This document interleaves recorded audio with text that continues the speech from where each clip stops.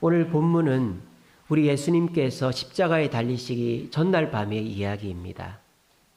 예수님은 십자가에 달리시기 전날 밤에 제자들을 다 불러 모아놓고 마지막 식사를 하셨어요. 그것을 최후의 만찬이라고 하죠. 그리고 식사가 끝난 후에 제자들의 발을 다 씻겨주셨어요. 그리고 난 다음에 제자들을 모아놓고 말씀을 전하십니다. 그때 하신 말씀 중에 하나가 오늘 본문입니다. 우리 예수님 뭐라고 말씀하십니까? 내가 진실로 진실로 너희에게 이르노니, 진실로 진실로, 이 말씀은 자주 하신 말씀이 아니에요. 이것은 진짜다, 반드시 그렇게 된다라는 약속의 말씀입니다. 그리고 뭐라고 하십니까? 너희 믿는 자들, 나를 믿는 자는 내가 하는 일도 할 것이요. 자, 여기까지는 이해가 돼요. 제자들이 스승이 한 일을 할 수 있잖아요. 너희들이 나를 믿으면 내가 한 일을 할 수 있다. 근데 이것도 사실은 거의 불가능에 가깝죠. 우리 예수님처럼 우리가 어떻게 하겠어요? 죽은 자를 살리고 어떻게 하겠어요? 근데 예수님이 뭐라고 말씀하십니까? 나를 믿으면 내가 한 일도 너희들이 한다. 근데 그 뒤에 보면 더 엄청난 말씀이 있습니다. 또한 그보다 큰 일도 하리니, 그보다 큰 일도 하리니. 이게 무슨 말이에요? 여기서 그는 뭡니까? 영어 성경에 보면 greater works, greater things라고 되어 있어요. 그러니까 greater는 예수님이죠. works는 예수님이 하신 일, things도 일이죠. 그러니까 그는 예수님이 하신 일, 그걸 줄여서 말한 거예요. 예수님이 하신 일보다 더 큰 일을 예수님을 믿는 자들이, 저와 여러분들이 할 수 있다는 말씀입니다. 이것을 뭐라고 말씀하셨다? 진실로 진실로 강조해서 반드시 이루어진다라고 말씀하신 거예요. 너무나도 무서운 말씀입니다. 너무나도 무거운 말씀입니다. 우리가 어떻게 예수님이 하신 일보다 더 큰 일을 할 수 있단 말입니까? 예수님은 최고의 설교자였습니다. 산상보훈의 설교를 보십시오. 듣도 보도 못한 설교. 오른뺨을 때리면 왼뺨을 때리라. 원수를 사랑하라. 오른손을 하는 일을 왼손이 모르게 하라. 세상 사람들도 다 아는 그 이야기를 예수님이 설교로 말씀하셨어요. 우리가 그런 설교자가 될 수가 없잖아요. 예수님은 최고의 상담가였습니다. 우물가의 여인, 남편이 5이나 있었던 그 여인의 마음을 돌이킨 분이 예수님이에요.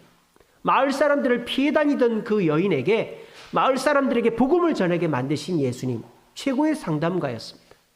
그리고 우리 예수님은 최고의 기적을 베푸신 분이죠. 오병이어의 기적, 물고기 2마리 떡 5개로 2만 명을 먹이시고 나사로를 살리시고 온갖 기적을 베푸신 분입니다. 그리고 우리 예수님은 유일한 중보자이시죠. 우리를 위해 중보하시는 유일한 중보자 되십니다. 최고의 설교자, 최고의 상담가, 최고의 기적과 최고의 중보자 되시는 그 예수님을 우리가 어떻게 청출어람할 수 있다고 예수님께서 말씀하시는 걸까요? 물론 우리 힘으로 되지가 않겠죠? 그럼 어떻게 한단 말입니까? 요한복음 16장 7절 말씀입니다.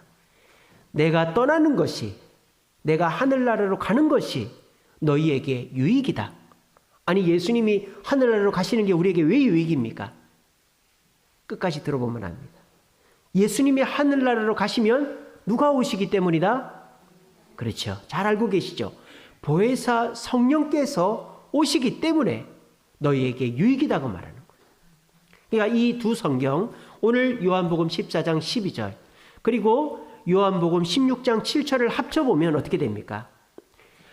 내가 하늘로 가고 나면 보혜사 성령이 너희에게 오시는데 그 성령은 너희 속에 역사하시어 내가 한 일보다 더 큰 일을 하게 하실 것이다.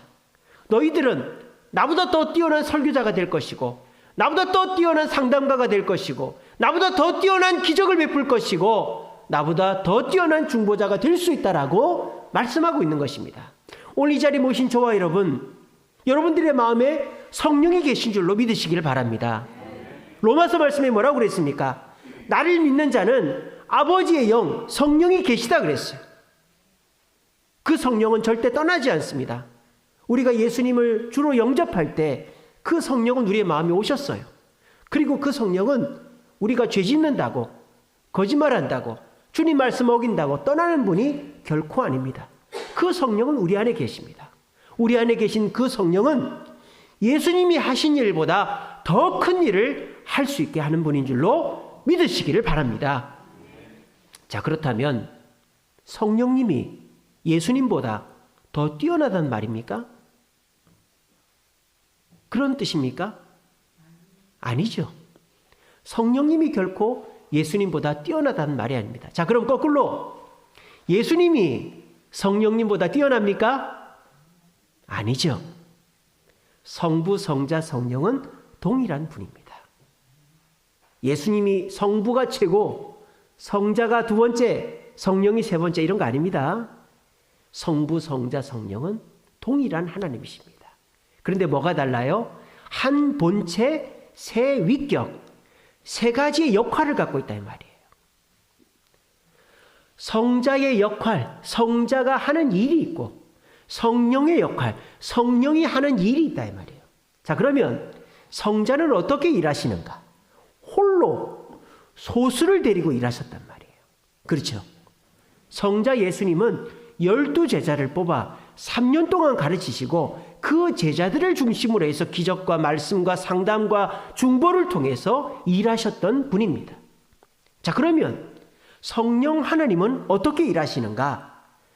12명의 소수가 아니라 다수를 데리고 일하시는 분이다라는 거예요. 그런 의미로 보면 성자보다 성령이 더 큰 일을 한다는 게 이해가 되죠. 어떤 의미에서? 양적인 의미에서 더 큰 일을 성령께서 하실 수 있다 이 말입니다. 성자는 그 누구도 예수님을 믿지 않고 모두가 잘못된 길로 가고 있는 이 땅에 오셔가지고 새로운 일을 시작하시고 그리고 12명의 제자들을 온전하게 길러내셨습니다. 그런데 그 12명의 제자가 이 지구상에 있는 인구를 다 감당하기 위해서는 12명 갖고는 안 된단 말이에요. 한 명이 또 12명을, 한 명이 또 이렇게 갖고는 안 된단 말이에요. 그러니까 성령께서 다수의 사람을 변화시켜 일을 하셔야 되는데 그것이 뭐다? 성자보다 큰 일이다라고 말씀하고 있는 것입니다. 성령은 큰 일을 행하시는 분입니다. 어떻게? 성도들의 마음에, 이 지구상에 있는 27억의 성도들의 마음에 임재하셔서 그들이 각자 작은 예수가 되어서 예수님이 우리에게 주신 지상 사명을 이루게 하시는 분이 성령 하나님이다라는 것입니다. 미국에 D.L. 무디 목사님이라고 있었습니다. 미국의 부흥을 이끌었던 무디 목사님이 듣고 싶은 말이 있었대요. 그게 뭐냐? 목사님 설교에 은혜 받았습니다. 이 얘기를 너무 듣고 싶었대요. 근데 얘기해 주는 사람이 없대요. 왜? 무디 목사님은 설교를 잘 못하기 때문입니다. 왜? 초등학교 3학년밖에 나오질 않았어요. 순회 설교자, 전도자가 되기 전까지 뭐 하는 사람이었다? 구두 닦는 사람이었어요. 그러니까 무슨 책을 읽었고 설교를 배웠고 무슨 능력이 있었겠어요. 근데 신기한 일은 뭔지 아세요? 무디 목사님의 설교를 듣고 은혜 받았다는 사람은 없는데 변화되는 사람은 나타나는 것입니다. 다니는 데마다 설교를 하고 나면 수많은 사람이 예수님께 돌아오는 것입니다. 그래서 어떤 사람이 비결을 물었습니다. 목사님, 내가 아무리 들어봐도 목사님 설교를 그렇게 잘하는 것 같지가 않은데 어떻게 목사님이 설교하고 나면 수많은 사람이 주님께 돌아옵니까? 라고 했더니 무디 목사님 뭐라 했는 줄 알아요? 저를 위해 기도하는 성도들이 많기 때문입니다. 라고 그랬대요. 무디 목사 한 사람은 그렇게 대단한 사람이 아니었습니다. 그런데 성령께서 무디 목사님의 말씀을 듣고 변화된 사람들에게 무디 목사님을 위해 기도하라. 기도하면 역사가 일어난다. 그렇게 목사님의 설교에 하나님의 역사가 임하도록 기도했더니 목사님이 다니는 곳마다 불신자들을 모아놓고 전도를 하고 설교를 했더니 수많은 사람이 주님께 돌아오는 역사가 일어났다는 것입니다. 저는 설교를 잘 못합니다. 저는 좋은 대학을 나오지도 못했습니다. 저는 그렇게 경험이 많지도 않습니다. 하지만 저는 누구를 믿고 있을까요? 바로 오늘 이 자리에 있는 우리 주세움교회 성도들을 믿고 있습니다. 저는 부족한 것이 많고 연약하고 또 마음도 이랬다 저랬다 하는 사람입니다. 하지만 제가 여러분들을 보면서 힘을 내고 여러분들이 저를 위해서 기도해 주고 계시기 때문에 제가 이 주일, 오늘 이 주일에도 이 강단에 설 수 있는 줄로 믿습니다. 또 한 가지, 저는 이 주세움교회가 감당해야 될 그 일들이 서로만으로 이루어지지 않는다고 믿습니다. 저는 큰 일을 할 수 있는 사람이 아닙니다. 나 하나도, 내 자식도 건사하지 못하는 가장입니다. 근데 제가 이 교회를, 여러분들을 변화시키고 부흥시키는 것이 아니라 오늘 이 자리에 계신 저와 여러분들에게 성령께서 임하시면 그 성령께서 여러분들을 통해 큰 일을 이루실 줄로 믿으시기를 바랍니다. 자, 그렇다면 우리 속에 계신 성령께서 큰 일을 행하시려면 어떻게 해야 될까요? 우리가 오순절 성령 강림 사건을 보면 알 수 있습니다. 예수님께서 하늘나라로 가시면서 제자들에게 내가 보내줄 성령을 기다리라 그랬어요. 자, 그런데 예수님이 하늘나라로 가시면서 언제쯤 성령이 온다라고 말하지 않았어요. 그냥 기다리라 그랬어요. 그러니까 제자들이 할 수 있는 거는 기다리는 것밖에 없었어요. 근데 가만히 기다릴 수가 없으니까 하나님께, 예수님께 기도하는 것입니다. 예수님이 기도를 가르쳐 주셨죠. 그래서 우리는 주기도문을 암송합니다. 우리 기독교의 기도, 이슬람의 기도, 천주교의 기도 똑같은 점이 있어요. 뭘까요? 아멘입니다. 아멘. 아멘. 천주교에서도 아멘 합니다. 이슬람에서도 아멘 합니다. 이슬람에서는 아멘이라고 안 하고 아민이라고 하더라고요. 아민. 아민 이러더라고요. 아민. 무슨 말인지 못 알아들으니까 그렇게 하더라고요. 근데 유일하게 우리 기독교는 아멘만 하지 않습니다. 뭐라고 합니까? 예수 이름으로 기도합니다. 아멘. 그렇게 하죠. 그게 뭐예요? 예수님이 가르쳐 주신 기도예요. 예수님이 가르쳐 주신 기도는 제대로 보면 주기도문이지만 간단히 보면 예수님의 이름으로 기도하라는 거예요. 그래서 이 120명의 제자들이 마가요한의 다락방에 모여가지고 기도를 시작했습니다. 언제 성령이 오실지 몰라요. 근데 얼마 만에 오셨어요? 10일 만에 오셨죠. 그걸 어떻게 알 수 있습니까? 예수님께서 부활하시고 이 땅에 40일 머무셨죠. 그런데 예수님이 승천하시고 성령이 오신 날은 오순절날 오셨죠. 50일 후에 오셨단 말이에요. 그러니까 거의 10일 정도 후에 10일 동안 기도했더니 성령이 오셨어요. 자, 성령은 기도할 때 오십니다. 근데 이미 아까도 말씀드렸다시피 여기 앉아 계신 우리 주세움교회 성도들의 가슴 속에는, 마음에는 성령이 임하셨습니다. 근데 목사님, 왜 저는 큰일을 못하죠? 왜 큰일을 못할까요? 그 성령이 일하시도록 하지 않고 있기 때문입니다. 내 욕심, 내 생각, 내 기준이 아직도 나를 통제하고 있기 때문입니다. 그런데 제자들은 어떻게 큰일을 했을까요? 내 욕심, 내 생각, 내 기준을 내려놓았기 때문입니다. 그 증거가 뭡니까? 성령을 받자마자 창문을 열고 거리로 나가 복음을 전하기 시작한 것입니다. 그게 왜 자기 통제를 벗어난 겁니까? 제자들은 거리로 나가면 안 되죠. 왜? 예수님을 잡아 죽인 유대인들이 거리에 득실득실하기 때문입니다. 제자들을 잡으러 돌아다니고 있기 때문입니다. 근데 이 제자들이 거리로 나갔다는 것은 자신의 의지나 자신의 통제를 벗어난 것이죠. 그렇게 해서 제자들이 거리에 나가 뭘 했습니까? 복음을 전했습니다. 당신들이 잡아 죽인 예수가 메시아라고 전했습니다. 자, 이렇게 되면 어떻게 될까요? 정상적으로 되면 이 제자들이 잡혀가겠죠. 근데 아무도 제자들을 손대지 않습니다.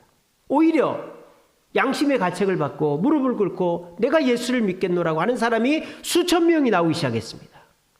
이것이 무엇입니까? 성령의 역사인 것이죠. 성령이 기도해서 임하시고 그 성령께서 복음을 전하라고 하니까 자신의 통제와 자신의 기준을 내려놓고 거리에 나가 복음을 전했더니 불가능한 일이 일어난 거예요. 그리고 난 다음에 이 제자들이 어떻게 합니까? 그렇게 회개하고 돌아온 사람들과 나누기 시작합니다. 자기가 먹을 것, 자기가 입을 것, 자기가 쓸 돈을 멀리서 오고 먹을 것이 없고 부족한 자들과 나누기 시작합니다. 그랬더니 어떻게 됩니까? 성령께서 더 쉽게 교회가 부흥되고 어려움들이 해결되게 역사하신 것입니다. 이것이 성령께서 임하시고 큰 일을 행하시는 역사다라는 거예요. 여러분 보세요. 그러니까 양적으로만 봅시다. 질적으로 말고. 예수님이 땅에 오셔서 제자로 삼으신 사람이 몇 명이었습니까? 얘기해 보세요. 몇 명이었습니까? 12명이었죠. 그리고 마가 요한의 다락방에 모여서 기도한 사람이 몇 명이었습니까? 120명이었습니다. 그러니까 예수님이 3년 동안 사역하셔서 변화시킨 사람은 많이 잡아도 120명이에요. 그런데요, 성령께서 제자들에게 임하고 그 제자들이 성령께 순종하여 거리로 나가 복음을 전하고 그리고 먹을 것을 나눴더니 그 한두 달 상간에 예루살렘 교회 성도가 120명에서 2,000명, 2만 명, 수만 명으로 늘는 것입니다. 이것이 뭡니까? 큰일이다라는 것이죠. 큰일은 어떻게 해서 일어난 것입니까? 성령께서 역사하시니까 일어난 것이다라는 것입니다. 오늘 이 자리에 계신 저와 여러분, 우리 주세움교회도 큰일을 하게 될 것입니다. 하나님은 큰일을 계획하고 계십니다. 그런데 그 큰일은 그냥 일어나는 것이 아닙니다. 제가 오늘 주보에다가 실어놨어요.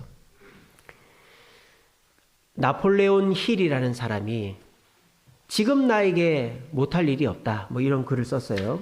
맞나? 나에게 지금 못할 것이 없다. 예. 루즈벨트 대통령의 고문을 지낸 나폴레온 힐이라는 사람이 지금 나에게 못할 것이 없다, 이런 책을 썼어요. 그 책은 이제 성공학 책인데요. 성공을 위한 80가지 조언이 나와 있어요. 근데 그 80가지 조언 중에 이런 내용이 있어요. 성공과 실패는 모두 당신의 결과물이다, 이런 내용이 있어요. 다시 한번, 성공과 실패는 모두가 당신의 결과물이다. 이게 무슨 말이냐? 성공이 크면 클수록 그의 반대의 실패도 있다는 거죠. 우리가 깊은 바다로 가면 파도가 빌딩만한 파도가 칩니다. 왜 그럴까요? 바다가 깊기 때문이죠. 파도를 이렇게 웨이브라 그러잖아요. 이게 뭡니까? 많이 내려가면 많이 올라오는 게 파도죠. 그러니까 우리가 높은 성공을 하면 그만큼의 뭐가 있어요? 어려움과 고난이 있단 말이에요. 낮은 고난이 있단 말이에요. 그런데 어떤 사람은 똑같은 그 상황에서 성공을 하고 어떤 사람은 실패를 하는데 왜 그렇게 되느냐? 고난에 눈을 맞추고 고난만 바라보면서 그 고난을 못 넘어가면 그 사람은 실패한다는 거예요. 그런데 고난이 있지만, 똑같은 고난이 있지만 그 고난 너머에 있는 성공과 미래를 바라보고 그 고난을 대하는 사람은 성공한다, 이 말이에요. 우리도 마찬가지다라는 거죠. 우리 주세움교회가 건축을 했습니다. 서울에 건물 짓는 게 쉬운 일이 아니죠. 그리고 그냥 건물도 아니고 뭐 조그마한 것도 아니고 이렇게 지하에 이렇게나 크고 좋은 교회 예배당을 지었습니다. 그러니까 당연히 우리가 없던 건물이 이렇게 생겼으니까 우리에게 뭐가 있겠어요? 그에 비례하는 고난이 있겠죠. 그런데 우리가 그 고난에 사로잡히면 어떻게 된다? 성공할 수가 없다라는 것입니다. 그런데 그 고난을 뛰어넘으려면 뭘 봐야 된다? 미래를 보고 또 그 너머에 있는 성공을 봐야 된다. 근데 우리에게는 그게 안 보인다, 이 말이에요. 저한테도 안 보이고 오늘 이 자리에 계신 여러분에게도 안 보인단 말이에요. 왜? 그게 막고 있으니까. 너무 막막하다, 이 말이에요. 그런데 그 너머를 보게 해주는 분이 계시다. 그분이 누구시다? 따로 얘기해 보세요. 그분이 누구시다? 성령님께서 우리의 고난 너머에 있는 성공과 미래를 보게 해주시는 분인 줄로 믿으시기를 바랍니다. 여러분, 어떤 분이 심장수술을 했어요. 여러분 심장 수술을 어떻게 하는지 아십니까? 심장을 떼내요. 심장 이식을 해야 되니까. 심장이 우리 김종석 기사님도 심장이 안 좋으신데 심장을 고치다 못 고치면요 심장을 떼냅니다. 그리고 다른 사람 심장이나 요즘에는 뭐 이렇게 이렇게 동물에게서 심장을 키워가지고 이렇게 이식하기도 하더라고요. 심장 이식을 하면 6시간 동안 이 심장을 떼낸대요. 얼마나 두렵겠어요. 만약에 뭐 그럴 일이 없겠지만 오늘 이 자리에 계신 분들 중에 심장 수술을 해야 돼. 근데 의사는 절대 좋은 얘기 안 하거든요. 선생님, 이제 수술하면 6시간 동안 심장을 떼내야 됩니다. 얼마나 놀라겠어요. 오히려 그것 때문에 심장마비로 죽겠네, 그죠? 근데 그 옆에 선생님이 다 얘기하고 간 다음에 간호사가 그랬답니다. 그 환자 손을 꼭 잡고 이렇게 얘기했답니다. 선생님, 의사 선생님 말이 맞습니다. 지금부터 심장 수술을 할 건데 지금 선생님 심장을 떼다가 이제 버릴 거예요, 그거는. 그러면 6시간 동안은 선생님 심장이 없는 거예요. 근데 선생님, 걱정하지 마세요. 제가 옆에서 선생님 손을 꼭 잡고 있을게요. 그리고 선생님, 심장이 없어도 살 수 있습니다. 심장 대신에 기계가 선생님 몸에 피를 다 돌려줄 겁니다. 그리고 수술이 끝나면 더 이상 숨이 차서 계단도 못 올라가고 서 있지도 못하고 그렇게 힘든 생활 안 하셔도 됩니다. 선생님 제 말을 믿으세요. 제가 옆에서 선생님 손 꼭 잡고 있을 테니까 제 말을 믿으세요. 그렇게 간호사가 얘기했대요. 그리고 수술에 들어갔답니다. 수술이 끝났습니다. 그 선생님이 뭐라 했을까요? 간호사분이 제 손을 잡고 있던 그 온기가 6시간 저를 버티게 했습니다. 라고 했다는 거예요. 지금 여러분들의 손에 온기가 있습니까? 저는 지금 손이 너무 시려운데 온기가 없습니다. 예, 우리 박세환이는 따뜻하답니다. 좋겠다 이놈아. 예, 난 나이가 들어서 그렇다. 여러분, 여러분의 손에 온기가 없습니까? 근데 여러분의 손을 꼭 잡고 계신 그 간호사의 손길과 같은 성령님이 계시다는 사실을 기억하시기를 바랍니다. 우리가 지금 심장이 뜯어져 나갈 정도의 고난이 있죠. 코로나 때문에 직장, 가정, 또 사업, 우리 자녀들 심장이 뜯어져 나갈 정도의 고난이 있죠. 다른 사람 같으면 당신이 심장 수술한다. 그 말에 심장마비로 죽었을 거예요. 근데 우리 성령께서 말씀하십니다. 이제야 박 목사, 내가 네 손을 꼭 잡고 있다. 네 심장이 지금 뜯어나갈 정도로 힘들지? 내가 네 손을 잡고 있고 이거 금방 지나가. 내가 더 좋게 해줄게. 내가 이것보다 더 힘들지 않게 해줄게. 내 손에 온기를 느껴봐. 라고 말씀하시고 계십니다. 이 코로나의 고비를 넘어가고 있는 저와 여러분, 막막한 것은 너나 나나 다를 것 없어요. 그런데 성령의 온기를 느끼면서 미래를 바라보고 성공을 바라보는 자는 이 고비를 넘어갈 수 있습니다. 하지만 여전히 나는 망했어, 죽었어, 이거 어떡하지? 문제에 사로잡혀 있는 자는 절대 이 고비를 넘어갈 수가 없어요. 우리 말씀 꼭 기억하시고 우리가 이 문제를 넘어가기 위해서 주님의 손을 꼭 붙잡고 주님과 동행함으로 이 고비, 막막한 이 시기를 넘어갈 수 있는 저와 여러분 되시기를 간절히 바랍니다. 어떤 사람이 남편을, 마이크 볼륨이 좀 작네요. 어떤 사람이 남편을 초대했어요. 전도를 했다 이 말입니다. 교회로. 근데 이제 아내가 마음이 콩닥콩닥 합니다.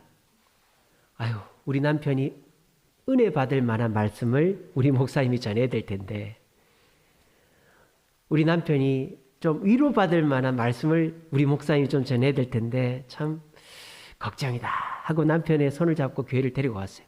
오늘도 이제 우리 오랜만에 오신 분도 계시고 새로 오신 분도 계신데, 근데 그날 목사님이 뭔 설교를 했는지 아세요?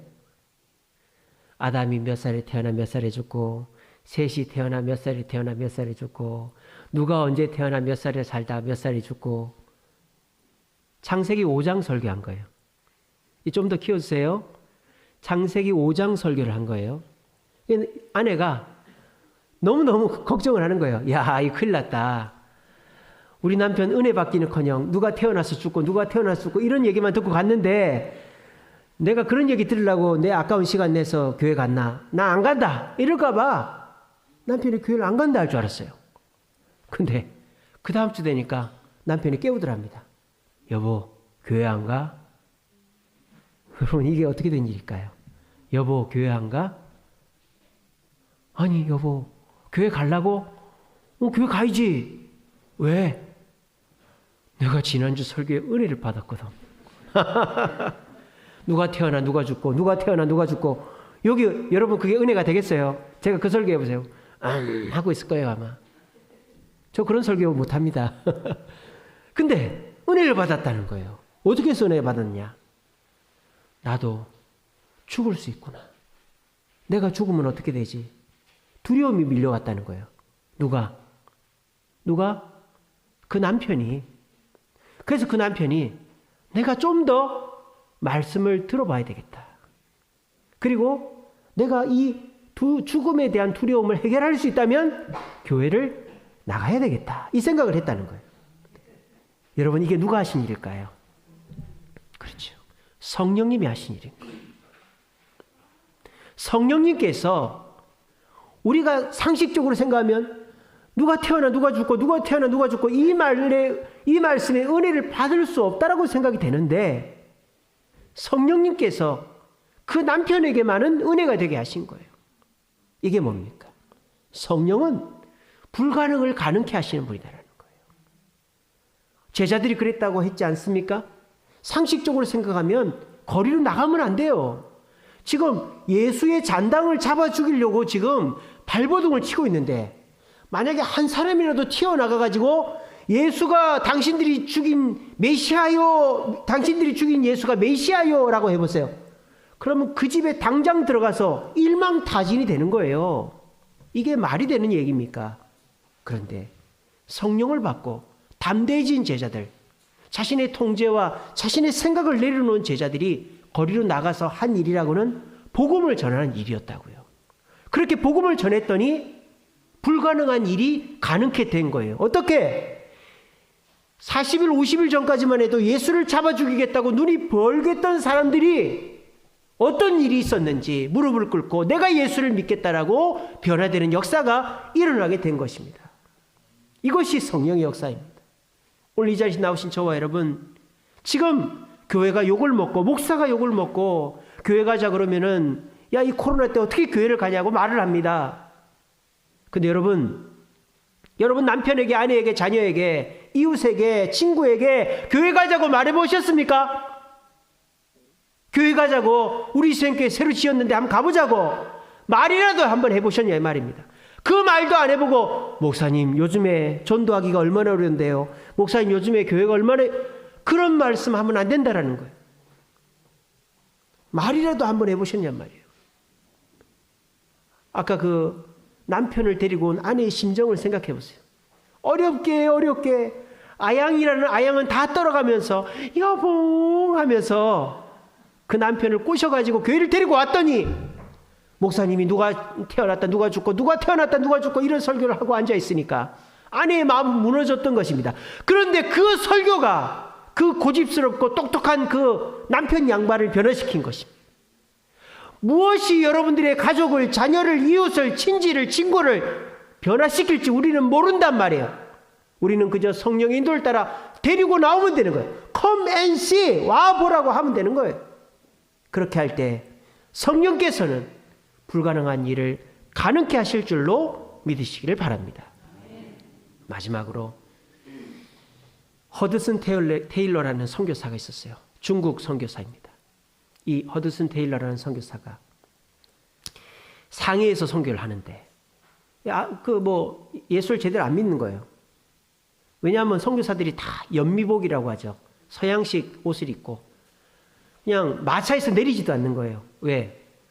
그 중국 도로가 포장이 안 됐으니까 내리면 구두가 진흙이 묻으니까.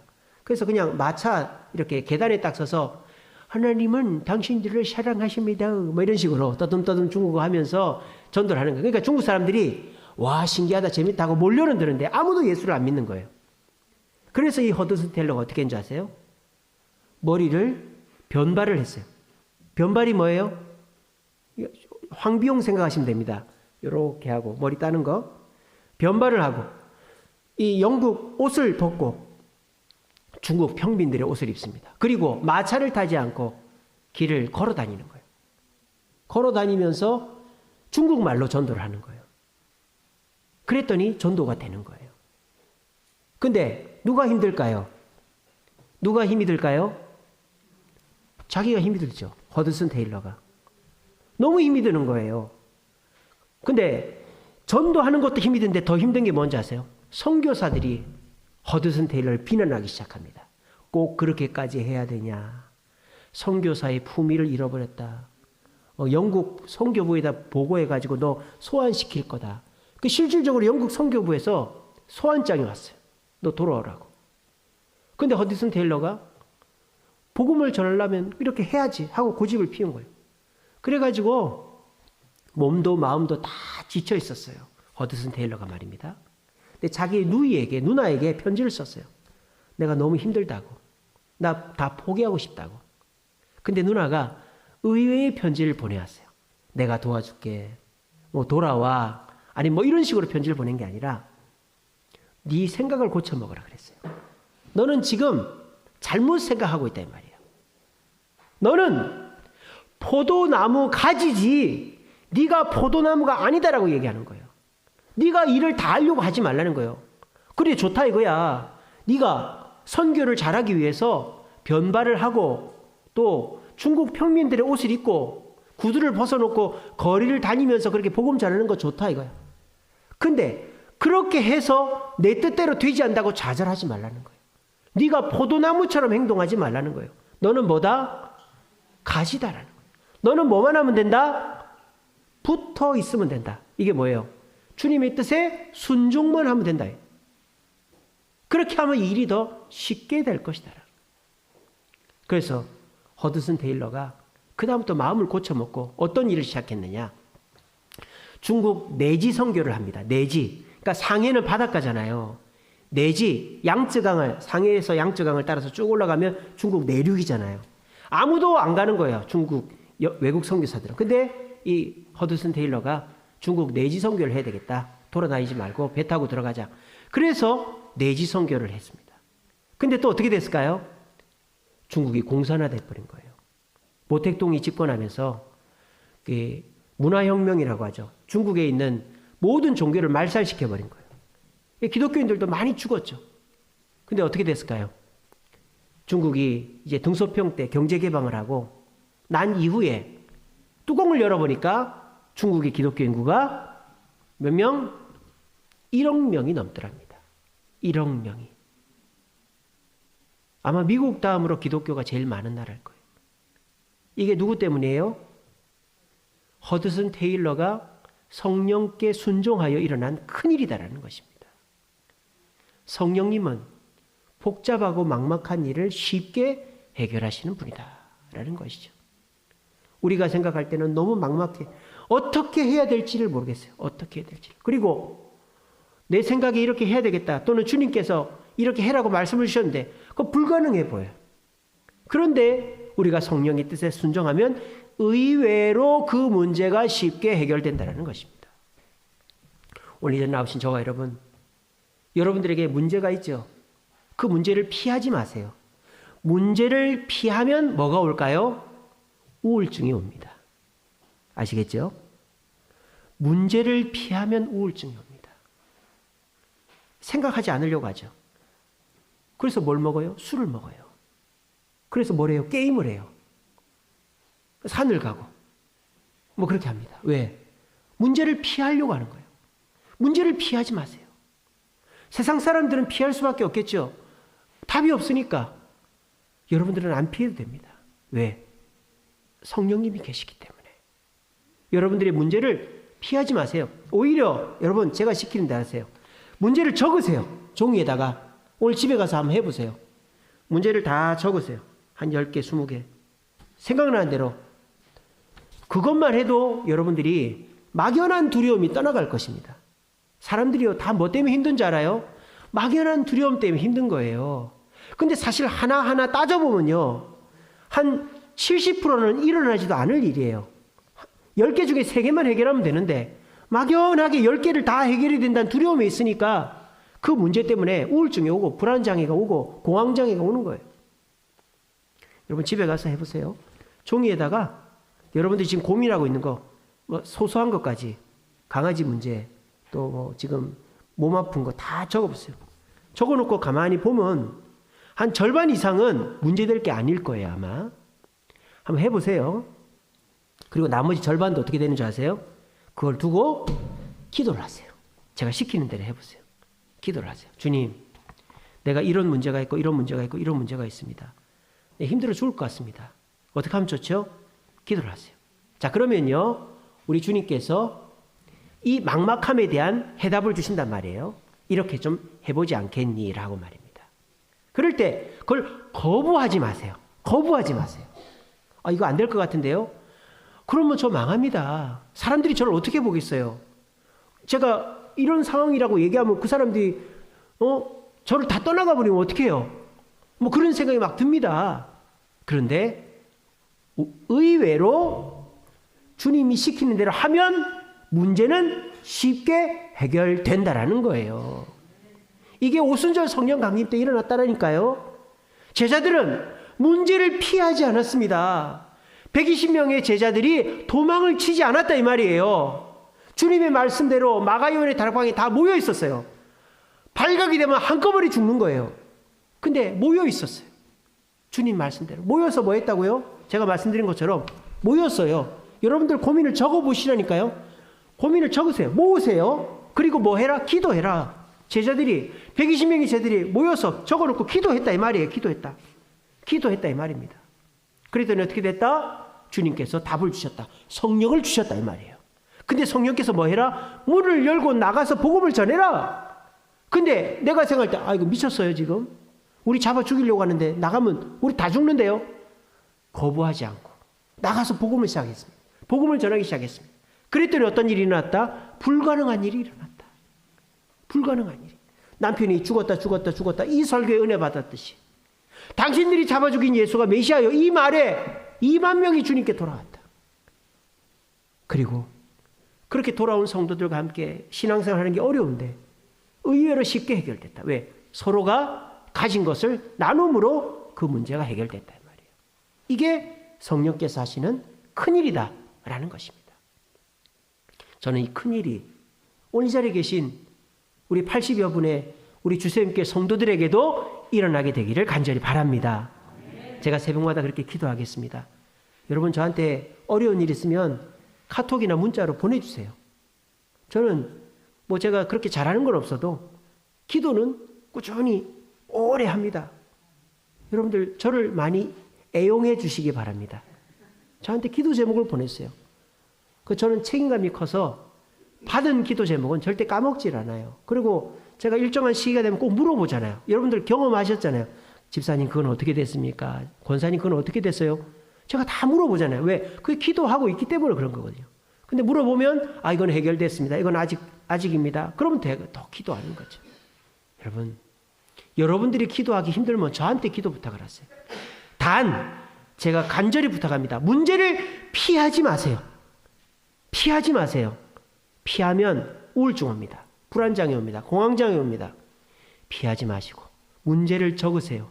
그리고 그것을 내가 기도할 힘이 없고 여건이 안 되면 저한테 보내세요. 저한테 카톡으로 문자로 보내세요. 제가 대신 기도해 드릴게요. 그리고 여러분 할 수 있거든 기도하십시오. 그러면 주님께서 그 막막함에 대한 해답으로 내 생각과는 다르지만 해답을 주신단 말이에요. 근데 주님 그것 갖고는 내가 안 될 것 같은데요. 그러면 저 망할 것 같은데요. 아닙니다 여러분. 그게 오히려 쉽게 해결해 가는 길입니다. 그게 오히려 문제를 빨리 해결하는 길이에요. 우리 주쌤께도 마찬가지입니다. 우리 주쌤께는 문제를 피한 적이 없어요. 건축할 때에도 성도들에게 다 광고했어요. 건축하자. 뭐 미사오고를 동원해가지고 뭐 이렇게 할 수도 있고 저렇게 할 수도 있으니까 이렇게 하면 됩니다. 그런 말 한 적이 없어요. 그냥 우리 이렇게 되는데 이렇게 할 거요 말 거요. 우리 투표 통과됐어요. 그리고 다른 교회는 건축원금 입에도 꺼내지 말라고. 왜? 교인들 떠나간다고. 근데 저는 장로님과 의논해서 교인들의 건축원금 얘기하자. 액수도 1,000만 원씩 작정하자. 너무 큰 것 같았는데 저는 간이 작아가지고. 근데 우리 성도들 너무 믿음이 좋아가지고 작정을 다 했어요. 한 명도 떠나간 사람이 없어요. 그리고 시기 때마다 문제가 생겨요. 민원 때문에, 허가 때문에, 또 재정 때문에. 저는 숨긴 적이 없어요. 좀 숨겨야 되는데, 그죠? 제가 표정도 눈이 커가지고 제가 조금만 힘들면 다 드러나고 그러잖아요. 그죠? 좀 제가 거짓말도 하고 이래야 되는데 저는 숨겨지지가 않아요. 그러니까 다 얘기를 한단 말이에요. 근데 그 얘기를 듣고 시험 들거나 교회를 안 나온 사람이 없어요. 오히려 목사님 힘내십시오. 저한테 문자 주시고 목사님 이거라도 보태십시오. 지금도 100주 작정하고 헌금하는 분이 계세요. 100주. 여러분 100주. 그 믿음이 정말 대단하지 않습니까? 내가 100주 동안 헌금하겠습니다. 내가 지금은 돈이 없으니까 100주 동안 헌금할게요. 그런 얘기를 들으면 제가 가만히 있겠어요? 그분 위해서 죽으라고 기도하지. 누구라고 말은 안 합니다만. 그런 얘기들 저한테 이렇게 제가 힘이 나는 거예요. 그리고 저는 한 번도 숨긴 적이 없어요. 지금 우리 주세훈교회가 계속 어려움 가운데 있습니다. 하지만 저는 믿습니다. 제가 그 문제를 주님께 아뢰고 여러분들과 함께 공유할 때 여러분들이 이 문제를 가지고 저를 비난하고 교회를 떠나가는 것이 아니라 성령께서 역사하셔서 우리의 막막함을 해결하시고 우리의 불가능을 가능케 하시고 오히려 더 쉽게 해결하시어 우리 주세훈교회도 한 곱이 한 곱이 한 곱이 넘어갔듯이 앞으로도 고비를 넘어갈 뿐만 아니라 우리 모두가 미래를 보고 이 자리가 200석이 가득 한 번이 아니라 두 번, 세 번 가득히 차서 하나님이 이 교회를 부흥시키는 역사를 함께 볼 수 있는 저와 여러분 되시기를 간절히 바랍니다. 말씀을 맺겠습니다. 여러분들 잘 아시는 말씀 사도행전 1장 8절 말씀 오직 성령이 너에게 임하시면 너희가 권능을 받고 예루살렘과 유대와 사마리아와 땅끝까지 이르러 내 증인이 되리라. 이 말씀 여러분 잘 아시죠? 이 말씀의 핵심이 뭡니까? 권능을 받고죠. 권능. 성령은 권능을 주시는 분이에요. 우리에게 힘을 주시는 능력을 주시는 분이에요. 큰 일을 행하시는 분이에요. 예수님이 소수를 변화시켰다면 27억의 다수를 변화시킬 수 있는 분이 성령 하나님이십니다. D.L. 무디가 설교를 잘못해도 성령이 역사하시니까 수만 명을 변화시켰듯이 성령께서 하시면 권능을 주신다 이 말이에요. 근데 그 권능은 뭐를 전제하고 있다? 복음을 전제하고 있다. 복음을 전하는 자리에 권능이 임하는 거예요. 우리 주세훈교회 주의 권능이 필요합니다. 주의 큰 일이 필요합니다. 저도 필요하고 여러분들도 필요합니다. 여러분 개인적으로도 필요하고 우리 교회도 필요합니다. 그런데 주님은 그 권능을 복음을 전하는 자에게 주신다라는 거예요. 여러분 식당 가서 밥을 먹으려면 돈을 내야 돼요. 뭐 내가 가진 휴대폰을 주고 뭐 주민등록증 맡긴다고 밥 안 줍니다. 돈을 줘야 돼요. 성령님이 우리에게 권능을 주시려면 우리가 먼저 복음을 전해야 됩니다. 여러분 이웃에게, 자녀에게, 남편에게, 아내에게, 친구에게 우리 주님께 새로 지었으니까 한번 가볼래? 말 한마디 해보셨어요? 속으로만 할까 말까 하고 계시지 않나요? 이번 주 하세요. 하시고 주의 권능을 받으시기 바랍니다. 우리가 복음을 전할 때 주님께서 내 마음에 평안을 주시고 우리가 권능을 전할 주의 복음을 전할 때 내가 생각지도 못한 아이디어를 주시고 내가 복음을 전할 때 내 문제가 쉽게 해결되어지는 것이고 내가 복음을 전할 때 내 몸의 질병도 낫게 지어지는 것입니다. 우리 모두 이 믿음을 가지고 그래 내가 성령의 권능을 받으려면 성령의 큰 일을 하려면 뭐 기도도 하고 예배도 드리고 헌금도 하지만 복음을 전해야지. 우리 모두 그 믿음으로 우리가 이 교회에 사람들을 초대하여 이 교회가 하나님이 기뻐하시는 교회 되어지고 부흥성장하게 되어 여러분들도 큰 일을 경험하고 이 주세훈교회도 큰 일을 경험하게 하는 저와 여러분 되시기를 간절히 바랍니다.